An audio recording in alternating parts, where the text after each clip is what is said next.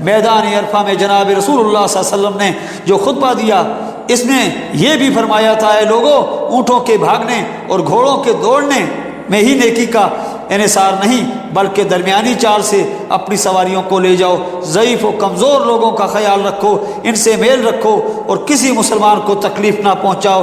دراصل اور پوری بھلائی یہی ہے۔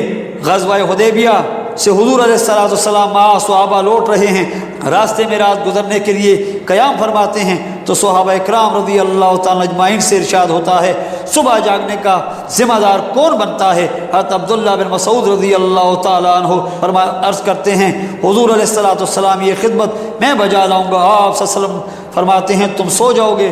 دوبارہ سوال ہوتا ہے کہ آج رات کی چوکیداری کون کرے گا؟ حضرت عبداللہ رضی اللہ تعالیٰ عنہ عرض کرتے ہیں کہ میں حاضر ہوں۔ آپ نے فرمایا تم سو جاؤ گے۔ غرض بار بار یہی سوال ہوا، آخر آپ نے فرمایا اچھا تم ہی صحیح۔ لشکر سو گیا، ابن مسعود رضی اللہ تعالیٰ چوکیداری کرتے رہے۔ ٹھیک صبح کے وقت اللہ کے رسول کا فرمانا سچ ہوا، انہیں نیند آ گئی۔ جب سورج چڑھ گیا تب دھوپ نے جگایا۔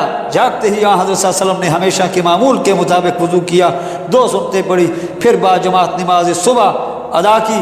فارغ ہو کر صحابہ کرام رضی اللہ تعالیٰ اجمعین کی طرف جو تقریباً 1,500 تھے متوجہ ہو کر انہیں خطبہ دیا، اگر اللہ غضب و جل کا ارادہ تمہیں اس نماز کے وقت سوتا رکھنے کا نہ ہوتا تو سب کو نیند نہ آتی، بلکہ اللہ غضب و جل نے یہ ارادہ فرمایا کہ تمہارے بعد والوں کے لیے یہ مسئلہ صاف ہو جائے۔ پس جو شخص سویا رہے یا بھول جائے اور نماز کا وقت نکل جائے تو اس کے لیے یہی طریقہ ہے۔ رواہ احمد وغیرہ۔ پس قضا اور ادا میں کوئی فرق نہیں، سنتوں کی قضا بھی سنت ہے۔ جو لوگ قضا اور ادا میں فرق کرتے ہیں، جو سنتوں کی قضاء کی قائل نہیں، جو قضاء نماز میں جماعت کے قائل نہیں، وہ غلطی پر ہیں، خواہ کوئی بڑے سے بڑا امام ہی کیوں نہ ہو۔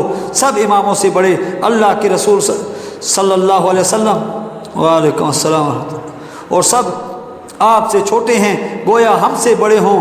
بلکہ مجھے کہنے دیجئے کہ جس طرح اماموں کے سامنے ہم ایسے ہیں جیسے 1 کروڑ کے مقابلے میں ایک کروڑ کے مقابلے میں ایک، اسی طرح امام رسول اللہ صلی اللہ علیہ وسلم کے مقابلہ میں بھی ایسے ہی ہیں جیسے 1 کروڑ کے مقابلہ میں ایک۔ ہم اماموں کے اقوال کو اپنے اقوال کے مقابلہ پر ترک نہیں کرتے، بلکہ امام الائمہ امام النبیین صلی اللہ علیہ وسلم کے فرمان کے مقابلہ پر چھوڑتے ہیں۔ جب ہمارا ایمان ہے کہ جملہ انبیاء کے اقوال بھی آپ کے قول کے خلاف ماننے حرام ہیں، پھر ہم اقوال ائمہ کو جو حضور پاک صلی اللہ علیہ وسلم کے امتی ہیں حضور کے قول کے مقابلہ پر نہ چھوڑیں تو ایمان کہاں رہا؟ مسلمانوں، آؤ اپنے نبی کریم صلی اللہ علیہ وسلم کا غدیر خم کا خطبہ سنو۔ حضرت برا اور حضرت زید بن ارقم رضی اللہ تعالیٰ عنہما فرماتے ہیں، اس دن ہم بھی حضور اکرم صلی اللہ علیہ وسلم کے ساتھ تھے۔ آپ صلی اللہ علیہ وسلم درخت تلے کھڑے ہو کر خطبہ ارشاد فرما رہے تھے۔ اس درخت کی جھکی ہوئی شاخوں کو آپ صلی اللہ علیہ وسلم کے سر مبارک پر سے ہم اپنے ہاتھوں میں تھام کر اونچی کیے ہوئے تھے۔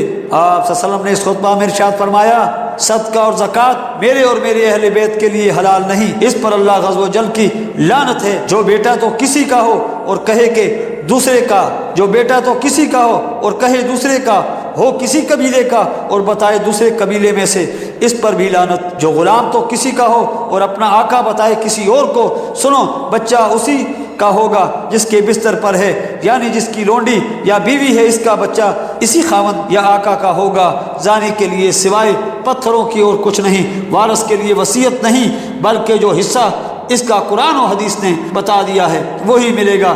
مرنے والے نے اگر کچھ کم زیادہ دینے کی وصیت کی ہے تو وہ وصیت باطل ہے۔ کیسی پاک شریعت ہے، کتنے عدل و انصاف کے قانون ہیں، کیسے پرامن اصول ہیں، جب سب انسان برابر ہیں، جبکہ سب ایک ماں کی اولاد ہیں، جبکہ شریعت نے ایک خالص سید و سردار اور ایک کپڑا بننے والی اور جوتی گانٹنے والی اور تیل بیچنے والے اور بادشاہت کرنے والے کو ایک ہی درجے میں رکھ کر عام مساوات قائم کر دی، جبکہ لا الہ الا اللہ محمد الرسول اللہ کا پاک کلمہ تمام نسلی اور رنگتی امتیازات مٹا دیتا ہے۔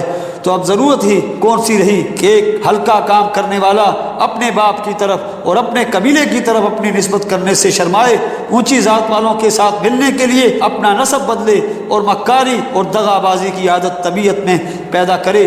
زنا سے کوئی رشتہ ناتا قائم نہیں ہو سکتا، کیونکہ اس پلید فصل کو خود شرع نے بدترین حرام قرار دے دیا۔ بس دنیا کی بد تہذیبی کو، دنیا کی امن سوزی کو شریعت حقہ نے غارت کر کے پاک اور پرامن اصول پر دنیا کو نئے سرے سے قائم کر دیا۔ ہماری جانیں فدا ہوں اس نبی پاک صلی اللہ علیہ وسلم پر جس کے ہاتھوں انسانوں نے انسانیت پائی اور خدا والے اور صاف ستھرے ہوئے صلی اللہ علیہ وسلم۔